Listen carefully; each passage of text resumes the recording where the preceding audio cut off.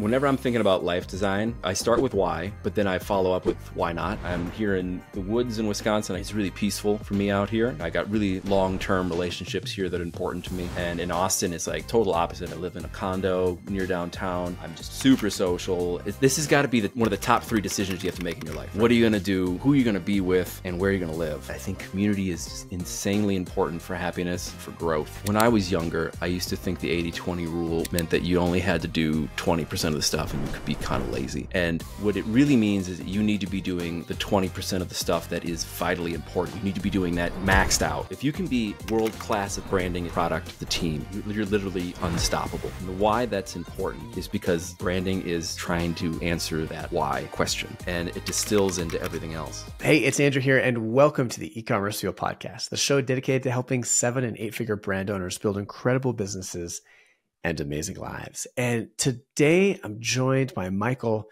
Tecku, who is the founder of MomentumShake.com, something I drink every morning. We'll get into what it is, but very cool, interesting product that he's developed. And one of the things from the title, kind of a funky title if it caught your attention, but saving 1 million years of human life is kind of one of the things he's trying to do. It's a health product that focuses on longevity. And I'm certain you haven't heard of anyone talking about like lifespan or longevity recently. This is a brand new topic. Sarcasm dripping from my voice. Definitely something that's gotten a lot of buzz recently, maybe too much. But I love Mike's approach in that he really went out and tried to build a product that was best in class with deep conviction. And we talk about that. How do you differentiate your product in one of the most crowded spaces in the world, which is health and supplements and nutrition? We get into that. We talk about his early days when he was couch surfing around and as a music scout and how that kind of influenced his trajectory. He's got some really interesting insights on the 80-20 Pareto's principle, which I'm also sure you've heard a million times, but I loved his take on it, which was unique and made me think differently about it.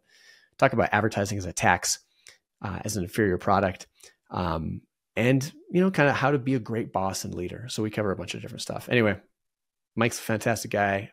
Love the discussion. And I hope you enjoy it as well. We'll get into it right after this. Your period of couch surfing and like talent scouting for Columbia Records, I thought was super interesting. Maybe for no particular, applicable reason to people listening, but I just think it's a cool little part of your story. So Could you talk about that just for a minute, in terms of what couch surfing is for people who don't know, and what your life was and your job was for Columbia? Sure. I went to college and wanted to be a singer-songwriter. My dad was a poet for a long time, so it was just something in the family we had. And I figured that the best way to do it was to understand the business side first, because I had spent all of my high school and college trying to learn how to be an artist. So I applied for an internship at Columbia Records right out of college. You still had to be in college, so I went and got a community college credit for it and applied. And then you had to, have enough money to pay for everything, which I did not. So I painted lines in parking lots to make enough money to pay for the plane ticket. And then I was able to sign up for food stamps. And then I couch surfed. So I got out there and I knew nobody. And I told everybody at Columbia Records I had a place to stay and, all that stuff. But every 3 days I would move to a new stranger's house. So back in the day, this was before Airbnb, there was this network of people that would open up their homes, let you sleep on their couch for free. And one day they would stay on somebody's couch. It was kind of a pay it forward. Really beautiful community idea. Like maybe the internet at its best. Obviously that I don't really think it's a thing anymore. But anyways, every 3 days I would find a new stranger in a new part of New York City, and everything I had lived in a duffel bag. And I think over like a 6-month period, I spent like $500 or $600, and that was the only way to make it work because I was completely unpaid. And it was an amazing experience for me because I got to learn that the business side of music is just insanely hard, and trying to make it in anything is very hard.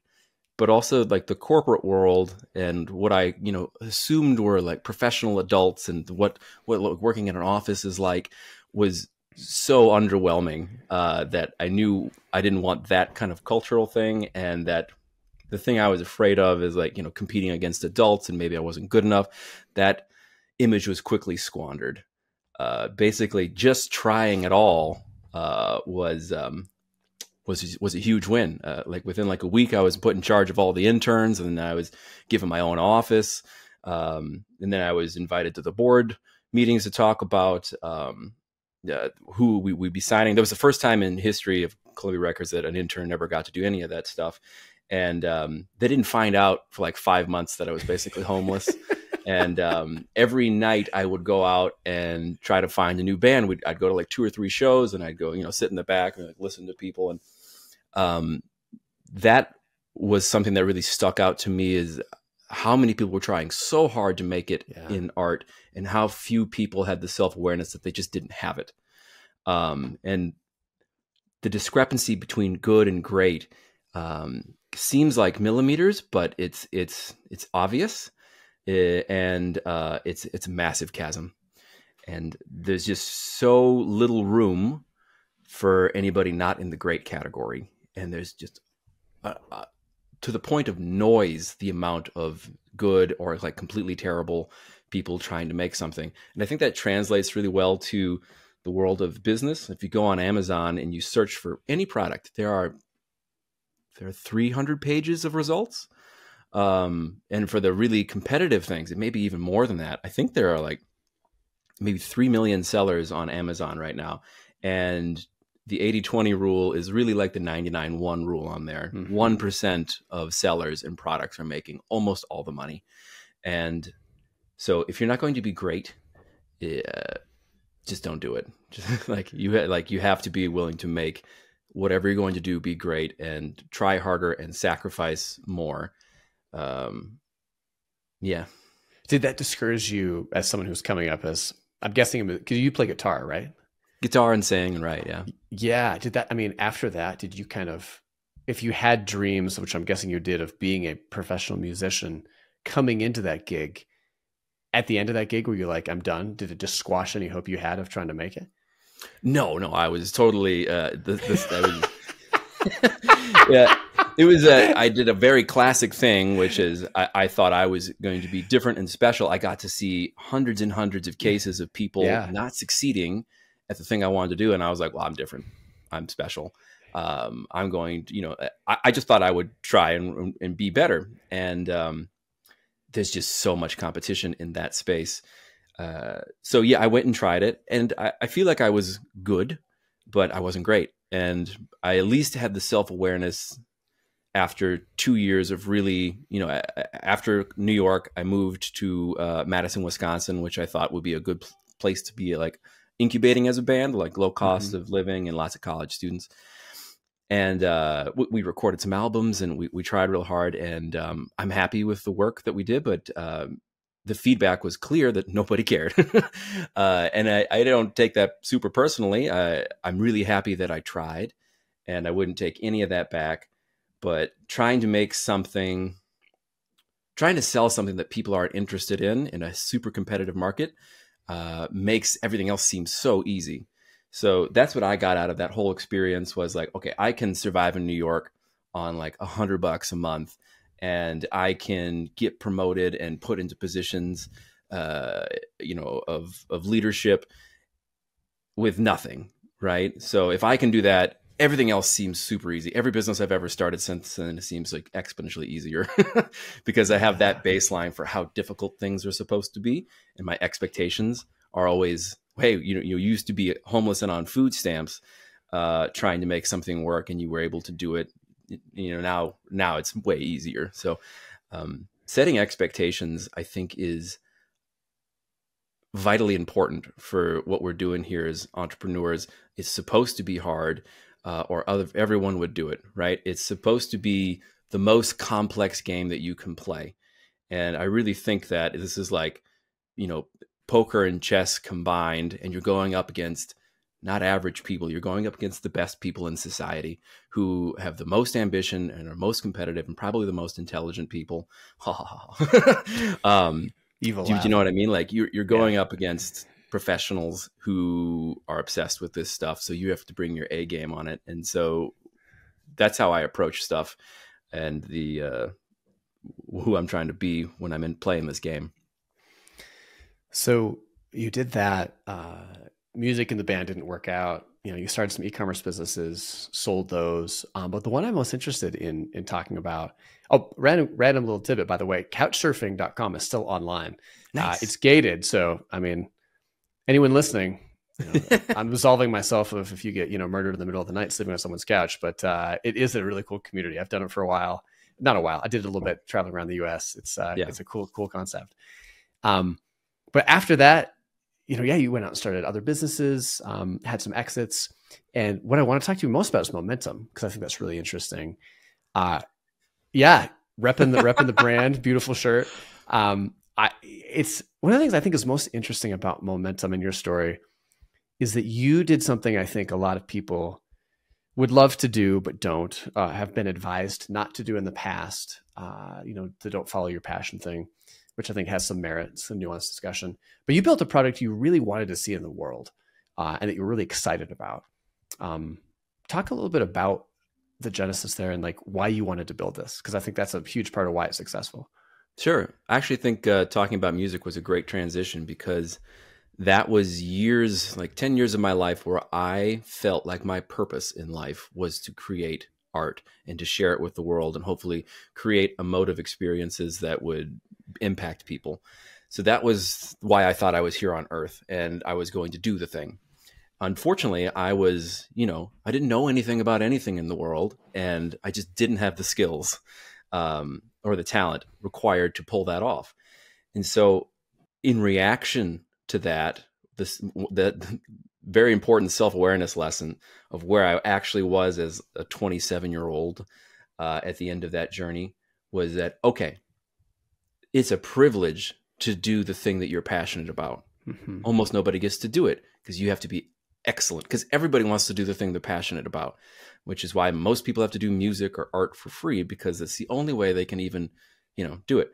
So what I decided to do after that was to remove that from the way I make a living. Like, we're coming out of college with these insane expectations that what we do to make money is going to, fill us with joy and give us status and all these other things. So I thought, like, okay, if I just do it to make enough money to pay for myself, then I'll find those other things later. But I need to first develop that skill. So I called it get free first. That was the goal. So I wrote down a bunch of different things that I wanted to try and learn that I thought would give me the highest hourly return. So I wrote out a list of rules that I was going to make for myself, because I thought business was icky. I was an artist. I didn't want to, gamble or do trades or sell things. So the first rule is don't sell bullshit. Right. And that was where the first business came in. I had been DJing and I started a photo booth company, spread that out to 6 cities. And then we realized that the next lever up was not expanding our own thing, but creating a business opportunity and teaching other people how to do it. So we started manufacturing the photo booths at scale, and then we turned that into a franchise, had about 1,000 of them around the world. And then we moved on to other products. Every time I made a new business, I tried to level up in skills. So I started at the lowest place possible with the least amount of skills required, which is going to be a local service business, right? And then the step up from that, where you're like a self-employed local service business, is to hire people to help you execute on those services. And then after that, you turn it into a product, right? So that's kind of what we did with that photo booth company. And then after that, you have a company that makes products. So that's what we did with Amazon, was we started designing products and selling them and created a system for making products. And then we ended up having, I think, like 20 brands by the end. So we got really good at making businesses, essentially. We went for some of the most boring things in the world with the least amount of competition so we could learn how to do that stuff. One of our number one selling products was a floor mat. It's the antithesis of trying to be a rock star, right? So I knew I could perfect and make an amazing product better than anything else in the world at the time for floor mats, right? Because there's almost no competition. It's high demand, low supply, and innovation. So we ended up being one of the number one floor mats in the world at that. I think we were selling like $8 million worth of mats a year by the end of it. Then we sold the company, and then I realized I was out at the mountaintop and I could do anything else I wanted in the whole world. I never needed to make money. And so the rules changed for me. Like, I'm not spending a second of my life doing something I'm not hyper passionate about, excited about. And so the rules for me were, if I'm going to take something on, it has to be massive. It has to help people in a really tremendous way. And I have to be so naturally excited about it that no one has to force me to do it. I don't have to force myself to do it. And so I just started following my own natural interest as a compass. And I discovered that I really like to create things. I really love to learn things. I like to be at the forefront of what, society is working on. And so in 2020, obviously health was a big deal, but also the concept of slowing your aging was just beginning to like take root. And I wanted to create a project that would keep me hyper fascinated and growing for the next decade. And I just found myself spending 5, 6, 7 hours a day, like researching science papers and trying to understand biology and sifting through all the nonsense. And then this problem arose that I recognized that there's chaos out there. Everyone has a zillion opinions about what causes aging and what is optimal health. So it's very difficult for the average person to sift through. That there's zero oversight. There's no really, really quality products out there. It's just kind of the Wild West in terms of the supplement. And that it's very difficult and expensive to make a seriously good routine easy for people. So those are the things I wanted to solve, was like, can we make this so simple that it's something you desire to want to do every day instead of a burden? Can we cut the cost by 70% for people? Can I curate all this knowledge into a product that has inherent wisdom in it? You don't have to think about it. You don't have to learn anything. You can just like, this thing's got it all. And it's every single 9,000 decisions in this has been done for me. And then there's just no work. You don't have to like measure out stuff. So that was it. That's how I got passionate about this, and been just so excited about trying to essentially make a masterpiece. I just wanted to see how good can I make something. And I think about Leonardo da Vinci and the Mona Lisa. He spent, I think, the last 16 years of his life painting that single painting. And 16 years on that painting? 14 or 16. He carried it around with him till he died. He was still working on it till he died. Wow. And he moved everywhere, and that was just something he carried with him, and he worked on it all the time. He was never satisfied with it. And that's what I kind of wanted to dedicate myself to. Like, I'm 4 years into this, and I think it's the best product in the world, but it's not nearly where I want it to be. And I'm just obsessed with, how do I make this better? How do I make this better? How do I make this easier to make so I can make more of it more consistently? So I'm just really obsessed with, this is going to be my masterpiece. Well, you took what I called the mercenary approach. And I say that with love and affinity, because I took that approach as well early on in my days, selling really boring things purely from a strategic and a analytical kind of filtered down view. When you think about the process of building what you're building now, momentum, something you love or passionate about, really interested in, versus back in your mercenary days, for lack of a better term, talk about the contrast in terms of how productive you are, the enjoyment level, how much you enjoy coming to work, how much better do you think the product is? Granted, you were making bath mats. I'm sure you can, well, there's still an art to making anything. Kitchen mats. Yeah. So like, just from an intrinsic perspective and a motivational perspective and a caring about the product and the quality of the product, is it night and day in terms of motivation and kind of the output? My motivations have changed.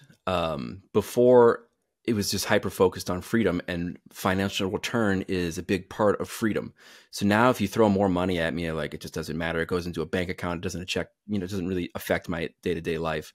So for me, the maximum return is enjoyment of the time that I'm spending.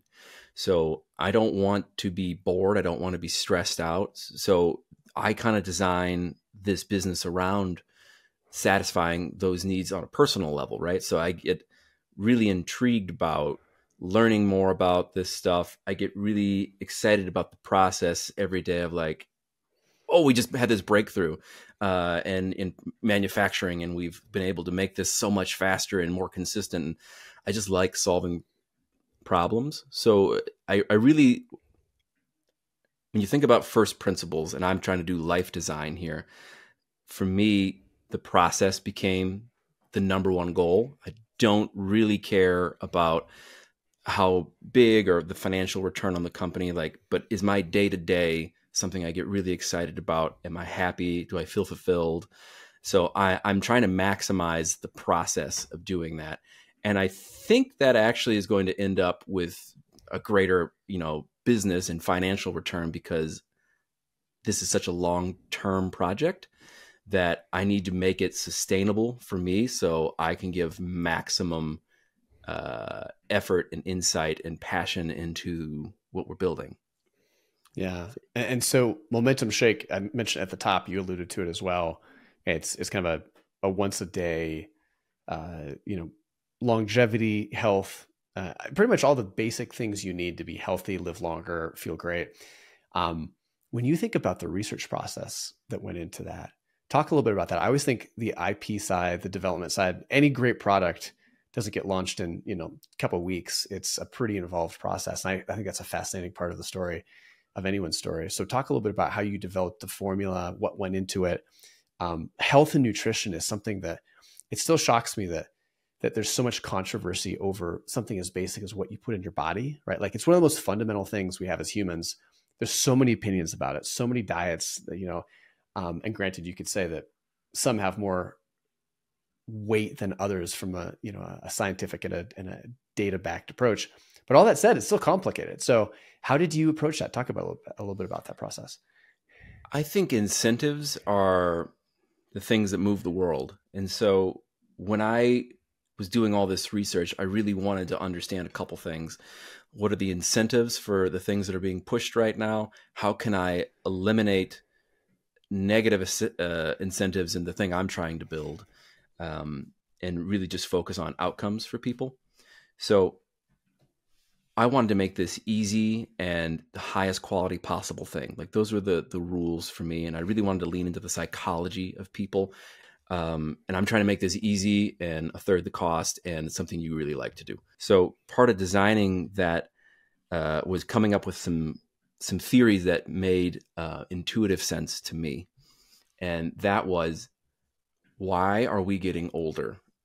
Aging is a disease. So the aging is a disease that causes almost everything else to happen. They're really just symptoms. If you look at like heart disease or cancer, they're really just symptoms of aging. These things don't really happen in young people. It happens in old people. So your body is not functioning as well, and it introduces the opportunity for all these other things to break down. So what is aging? And I think it can be really boiled down to something rather simple, and is that every day our body gets damaged through the sun, our metabolism, toxins, and every day our body has this magic ability to repair itself.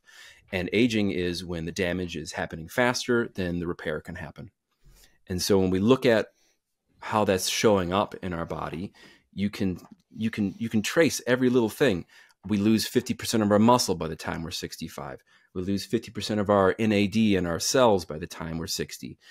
We lose hyaluronic acid. We lose collagen. All these things are declining as we get older. Those are the raw materials that our body is made out of. It's not pixie dust. It's not a magic molecule that's going to change how you work. It's literally the building blocks of your body, and you lose them, and you're not getting enough of them. So can we take those things from the highest quality source, the most bioavailable form, at the most effective dose? Can we put that all into a shake and make it easy for people? So that was like the main thesis. Like, what are we declining in as we get older? Let's replace it. The other part is, what are most people deficient in their diet? We should be getting as much as we can from, real food, but eating healthy is hard. It takes a lot of effort. We have to be buying incredible ingredients and doing a lot of research. When it comes to food, we probably should be cooking a lot. All this stuff makes it really, really hard to do, right? So how can we make that easy and make sure that you're getting the micronutrients that you're most likely deficient in? So that's why we put in the vitamins and the minerals and some of those other things that are required enzymatically to make your body function and use those raw materials, right?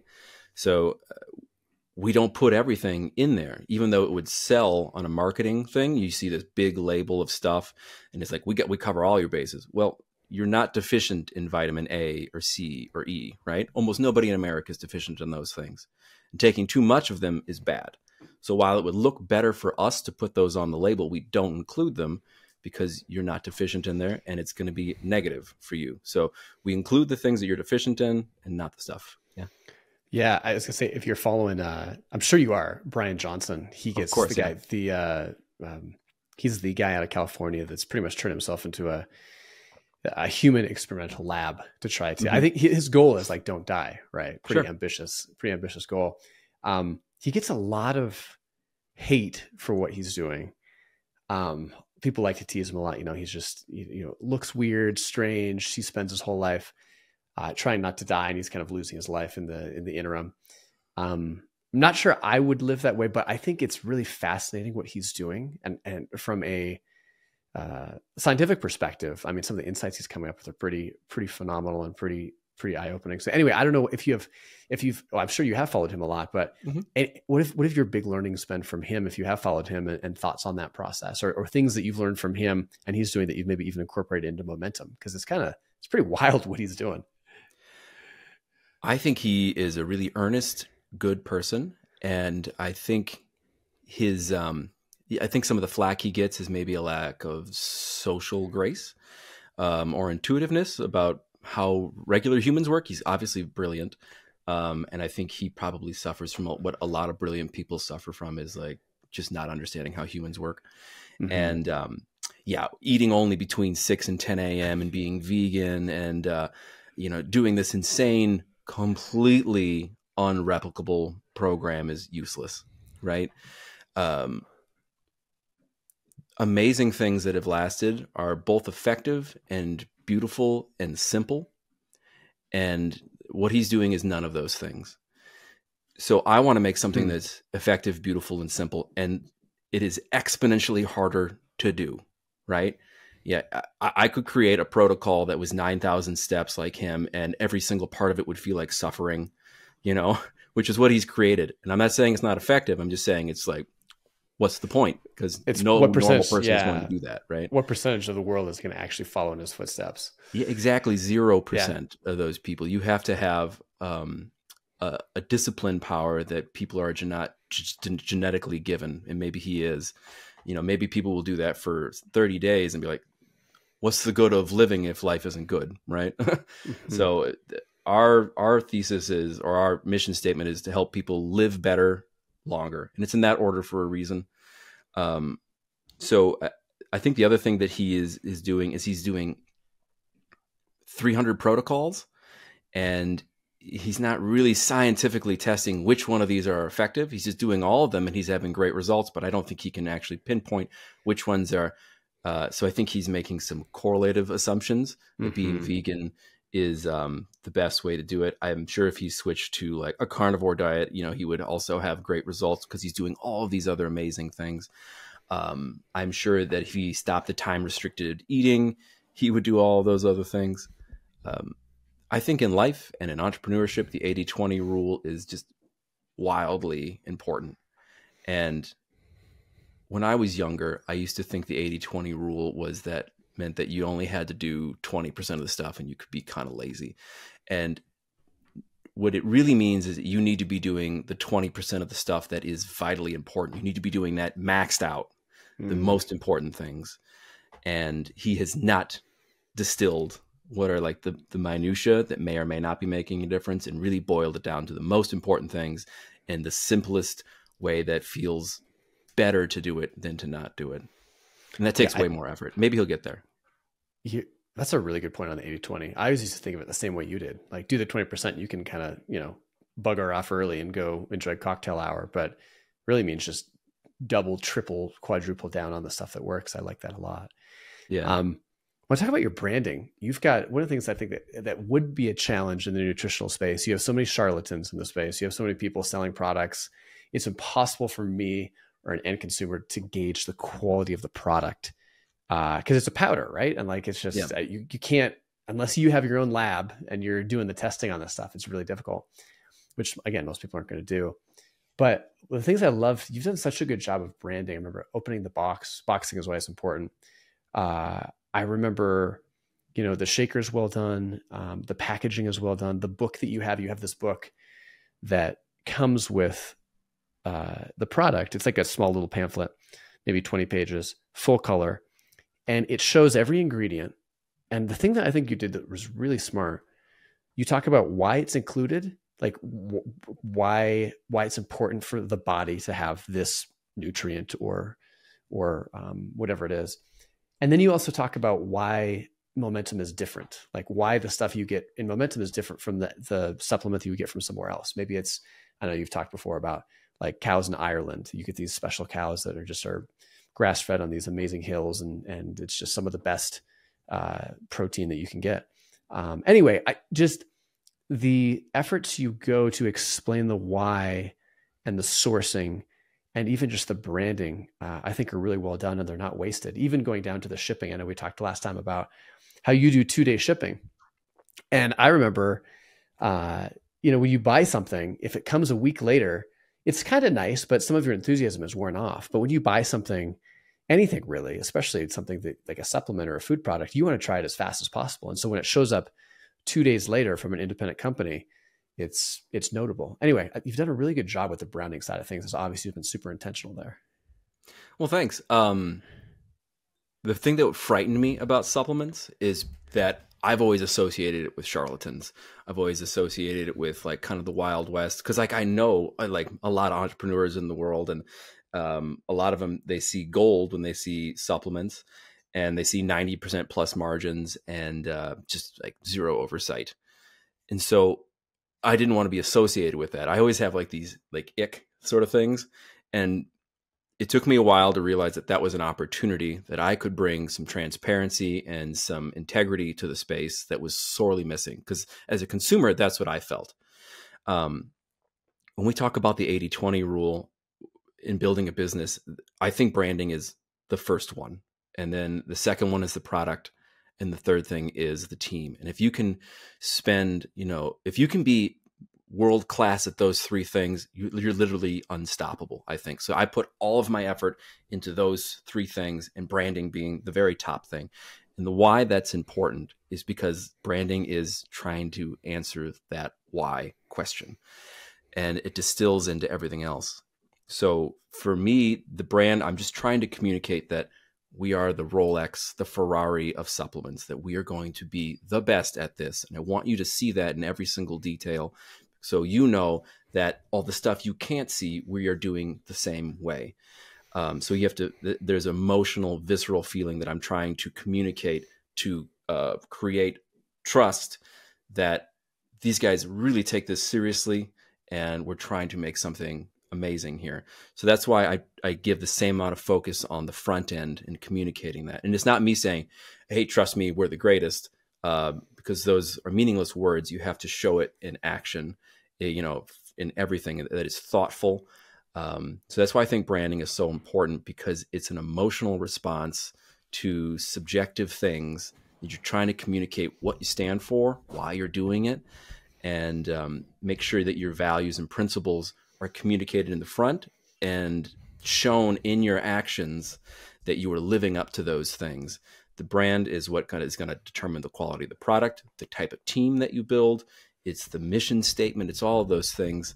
And it shows up from like the amount of time that you put into like a color scheme or a font, that's where people are looking. And I want to show that effort up front. And that's where I think you should be putting most of your time as an entrepreneur, is making sure you have a very clear why, and that why is communicated at every possible step. Yeah. Talk, if you would, a little bit about your marketing strategy and the economics behind the product. I think those are interesting. Your economics and your margin profile is very different from a lot of other brands, especially in the nutritional space. And then even your marketing is the way you're getting customers is interesting. My favorite quote is the Jeff Bezos quote about marketing anyways, is that advertising is a tax you pay for an inferior product. So whatever our marketing budget is, I'm always thinking to myself, like, can I take that money and make the product better? Okay, if there's any room for me to make the product better, I'm going to take whatever I was spending on marketing and make the product better. And then if I can't find any other way to improve the quality, then the next step is like, can I lower the cost? Can I pass that savings on to people and spend less on marketing? Because every dollar you keep a price down, like your conversions go up. It just becomes easier to sell. So whatever we're doing in business, we're trying to make an offer, right? A super compelling solution to a high demand problem. And then the offer is so good, you'd be stupid not to do it. That's what I'm trying to create. I'm trying to make something easy and obvious for customers. They go there and they see it like, oh, thank God. That's the reaction I want. And that's what we get a lot from people is like, we get thank you notes all the time in our reviews. Like, I've been taking 20 of these supplements separately. It took, I was spending $500 a month and 30 minutes a day. And now it's a delicious shake. It saves me hundreds of dollars. I feel amazing. I actually follow through on this stuff.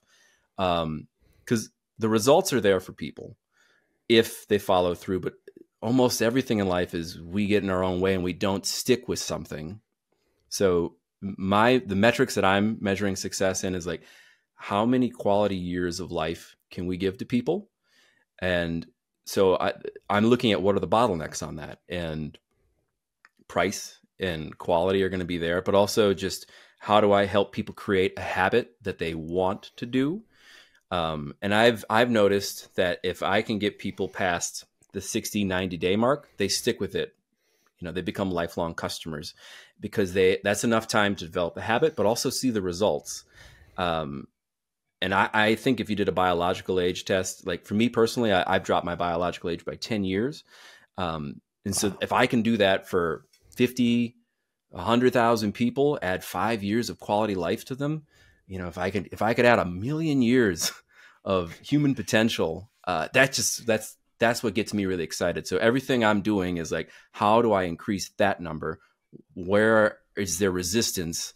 Both in human psychology or whatever I can do, I'm going to try to make that happen. And it also happens to be really good business, right? Because acquiring a customer is the most difficult thing to do. So keeping a customer is super important. And then giving them an experience so far beyond their expectations that they feel compelled to share it with other people. And those are the things that you want. And they're both the same answer. Make something incredible at an incredible offer. Yeah. And so is most of your inbound customers right now coming from word of mouth? Is that the biggest driver for you? I would say over 70% of our sales are just referrals. We do very, very little marketing. I just started to do some very simple ads and testing them out. We've been sold out basically for the last year. And the last month has been me building out a new manufacturing facility so I can continue, even though prices have gone up on everything over the last few years, I'm trying to make the product better and make it less expensive to create. So we've brought all the manufacturing in-house, and which is, an order of magnitude more complex than most supplement companies are really just media companies. They never see the product. They don't design it. They just put a brand on it. And then they do Facebook marketing. That's all they focus on is like, how do we sell more of this stuff? And I'm trying to do the exact inverse of that is like, how little marketing can I do? And how much control can I have? So I think all the innovation and product quality is me being obsessive in the place, making sure it's perfect. So I think the last time we talked, I was just starting to like kick off our new facility. And I've just been living there for basically the last month. And we've gone from making 100 bags a day to 1,200 bags a day. And I think by this time next year, we'll be at like 10,000 bags a day is the goal, I think. So lots of machines, trying to figure out how to make those things work really well and consistent, dialing the formula in over and over, and the 500 other things that are required. But that's how we are able to keep adding more and more expensive ingredients and not raising our prices.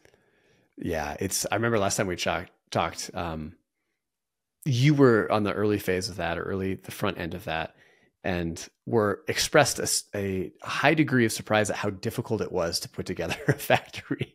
And from the naive perspective, looking from the outside in, it's easy to say, oh, hey, you just get this is just powder. You just get stuff and you mix it together. You put it in a bag. What's the big problem, Michael? But I mean, yeah, we don't have to necessarily go into all the weeds on it, but permitting and the types of machines that you get and ventilation, I think were some of the things that you mentioned last time, were just the tip of the iceberg in terms of things you never even thought about to put together a production facility. So Elon talks about this. There's a huge difference between making a prototype of something and then making the machine to build that thing at scale, right? Scale is very difficult. Production hell is what he calls it. Every time we do anything, you can't predict all the things that are going to go wrong or be difficult or just problems that arise. And to advance as an entrepreneur, you have to be going through what I call, my personal algorithm is, I call it learn, create, systemize, right? And it's the process I use to turn knowledge into wisdom. So knowledge is like you're learning it and then you can actually create the thing. So that was me making, 3 years of research and then putting together the prototype and making the first, couple hundred bags.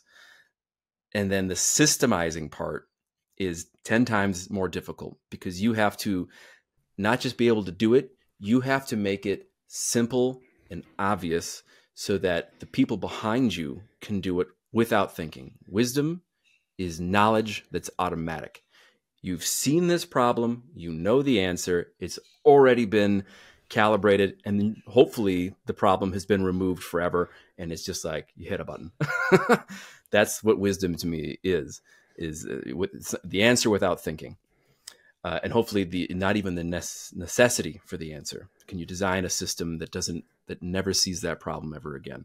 So that's what we're trying to build, because I can't live at a factory forever, right? I need to replace myself with competent people, but that they don't have to go in there and solve problems. Systemizing is difficult, and most people skip it. And if you don't systemize, you have a job. You don't have a business. The business is systems.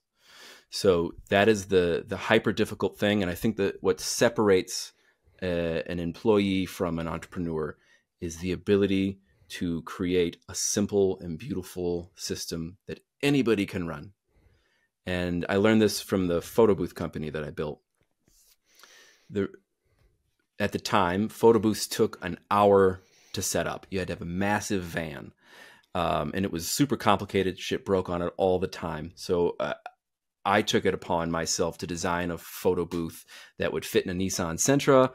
A college kid could run it. It would take 3 minutes. Nothing would ever break. It took zero skill set, and it could just be someone who was good with people, and all they had to do was plug it in. So that's what we built, and that's why it turned out to be successful, because we could consistently create amazing experiences, both for the customer and the operator. And that's what I think a factory is. Like, how do we make an amazing product easily, without thinking? And that is a really pleasant place for people to work. So like what I had mentioned before, the 20% that you really need to focus on is like, you've got to build an amazing team.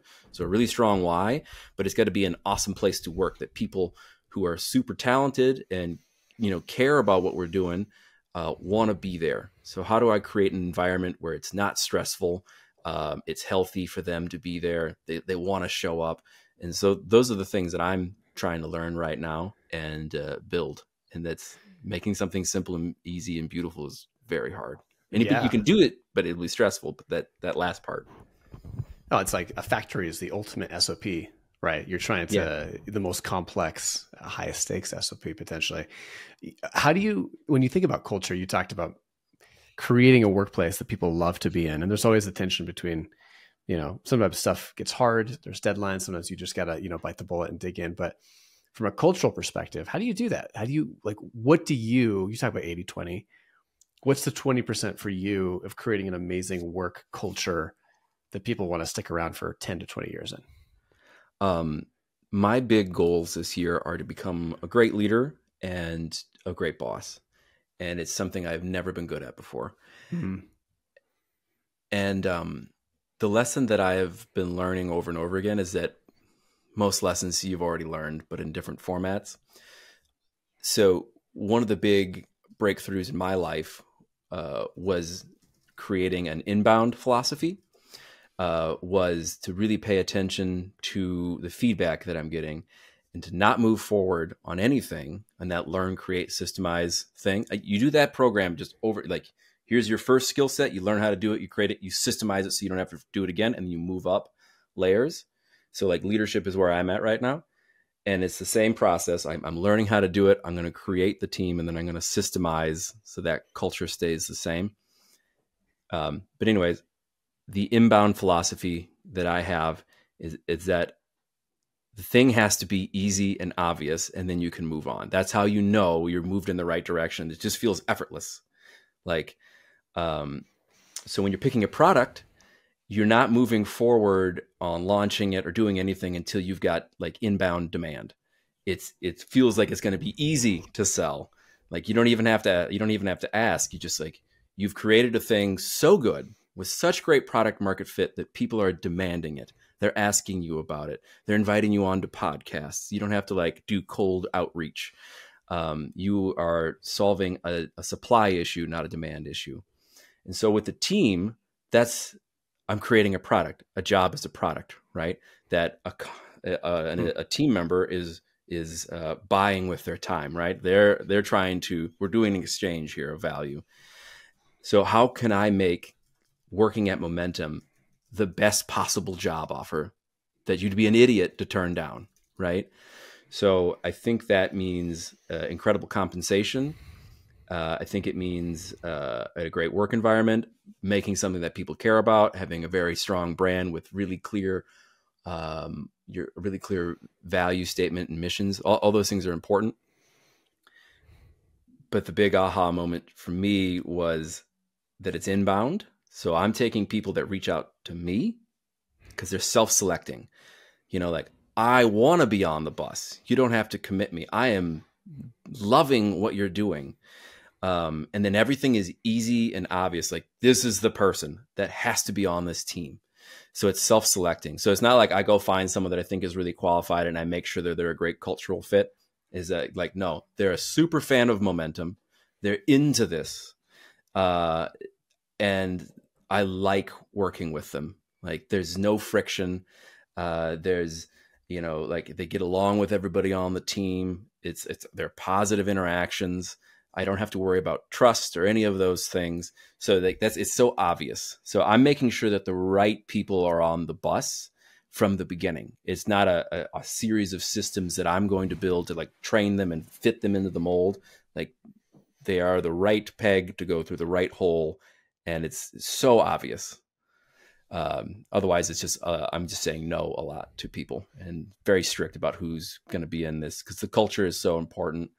Yeah. So you must get a decent amount of inbound interest from people and customers who reach out asking if you're hiring, if they can join the team. We get a ton of agencies that, cold reach. I'm sure every entrepreneur gets a zillion of those things, right? But in the past, it was always, oh, I need this person. And then I'll just like go put up an ad and see what happens. And now I ask a team member that they've already proven themselves to be like a great fit. And I like, who do you know that you want to work with that's going to fit this culture? And so they're going through a filter already. And the incentive structure I have at Momentum is that we are setting goals, and as a team, everyone's going to get rewarded if we hit, revenue goals, right? So when the team members are helping me bring candidates together, they know that we're building the dream team here, and any weak link is going to affect their paycheck. So that's why I think incentives are so strong. Like, we are building something where everybody's going to win if the customer wins. And so it's real selective, I think, as an organism, as a system. That's the thing I'm trying to build as a foundation. So, there are parameters like you got to be here at the place. So a lot of our customers per se, don't live in Madison, Wisconsin. So that narrows the field. So that's why I think it's really important to like make sure you get the first person right, and then the next person will come through them, and then them, and then them. That's how the most successful hires that I've had. Yeah. Last question here before we wrap up, Mike. Michael, you split time between Madison, Wisconsin, super cool town, and Austin, Texas. I think the good parts of that are obvious, and maybe you can touch on those real briefly. What are some of the downsides about that, for having a foot in two different worlds? Because I think that's probably, I think a lot of people dream of that. Or like, hey, I'd love to split time, two places, sounds amazing. But like most things, there are costs to that as well. So what are your favorite parts of the good, but also the downsides people don't think about? Sure. That's a life design thing, right? Like, and that was freedom of place was the first goal. Whenever I'm thinking about life design, I start with why, right? But then I follow up with why not. So when I'm thinking of where do I want to live, this has got to be one of the top 3 decisions you have to make in your life, right? Like, what are you going to do? Who are you going to be with? And where you're going to live are going to be the things that affect almost everything else. So that's like 20%, right? Is you want to focus and you want to get that really right. And location matters for both like your own sanity and happiness, but also the social network that you're around. So my why not was, well, where's the perfect place? I have not found a perfect place. Everything has drawbacks and positives. I do not like the winter here in Wisconsin. It makes me sad. So I've always left in the winter. And then I used to just travel all around the world for like 4 or 5 months of the year, right? And I got to go to like 50 something countries. I've probably spent 5, 6 years abroad cumulatively. And I learned so much. The downside to that is that you don't develop a community, right? You're always just wandering. And I think community is just insanely important for happiness. It's insanely important for growth. So when I picked Austin is to be like a winter place, I wanted to make sure that I was going to be around entrepreneurs that inspired me, that held me to a higher standard, gave me something to work towards. And that just really, I think that's the place right now for, unless you're in tech, maybe it's San Francisco. But if you are doing what we do, and I think Austin's the place to be. Horrible summers. Just don't want to do it. It'll make me sad. So I have created a lifestyle that I thought was the best for me. And I'm here in the woods in Wisconsin. I got 22 acres surrounded by like 500 acres of nature preserve. And it's really peaceful for me out here. And I love, I got really long-term relationships here that are important to me. And in Austin, it's like the total opposite. I live in a condo near downtown. And I'm just super social, and I just get to meet incredible people all the time. And the networking is just so powerful to be around people that you're inspired by. Downsides are that you have to put a lot of effort into maintaining relationships in both places. You have to have a partner that is going to have created the same sort of freedom of place that you have, or you have to be willing to support that person. And they have to have the community in both places to be happy. And that's something that I'm working on still. And then the other downside is cost, right? But there are solutions to everything. If you're a creative, when it came to cost, I just figured out that I could rent out my furnished places when I needed the money, so I would just do the opposite and rent it out. And so it actually turned out where I was making money having a 2-home lifestyle, because I could rent it out for more than it costs. Downsides are you have to be a landlord. And now I don't rent it out because I don't have to, like money's superfluous for me. So now I just have 2 places to manage, right? So that makes that you have like a slight headache in that sense. Like a lot of air conditioners that can break, things like that. So just trying to systemize those things to be as simple as possible to remove that downside. And I just get to a place. I used to be insanely cheap, like detrimentally, like obsessed with not losing or spending money. And that was from being broke for so many years, right? Literally living on food stamps. And it's taken a lot of like untraining to be looser with money. And I flipped my psychology on, like, I can save a lot of money and put all the effort into trying to save money. Now I was like, okay, well, what do I need to do to just make that extra money? Not even have to think about it. So it's easy. And once you learn how to make money, adding, okay, I need $100,000. okay, and you just come up with something, and you've figured out how to make more money. It's way easier than trying to save money or stress about it and trade your time and effort. Yeah, I heard someone say something along the lines once of, you don't have to save your money in the same place. You know, if for example, if you want to leave a place unrented because it's very convenient, you don't necessarily have to do, you don't have to, if you have a piece of real estate, you don't have to rent it out to cover the mortgage. You could, if it's easier for you to make that money in a business or something else, do it that way, but sometimes our minds don't think like that. It's just strange. Yeah, it's really hard, particularly with business, right? I always think about that. Like, you don't have to make the money back the same way you lost it.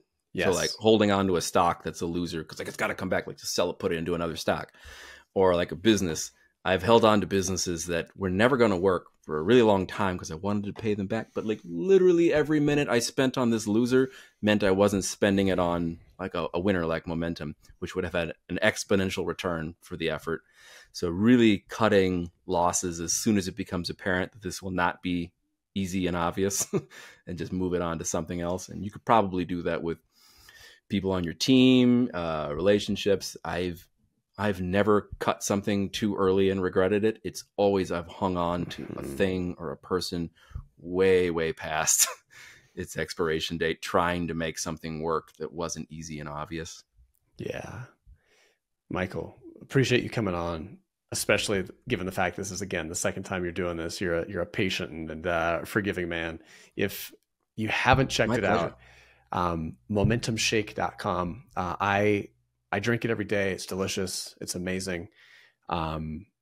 Strongly recommend it. So, like Michael said, it's just a combination of 20 super high quality. And we didn't get into the ingredient selection, but you're very intentional about sourcing insanely high quality ingredients for this. And you talk about it throughout the literature in your product. But momentumshake.com, user, love it. Strongly recommend. And anything else you want to add, Michael, before we kind of wrap this up? If anybody wants any kind of help, you can reach me at mike@momentumshake.com. If I can answer your question, pretty quickly, I'm really happy to do that. I love helping people as much as possible.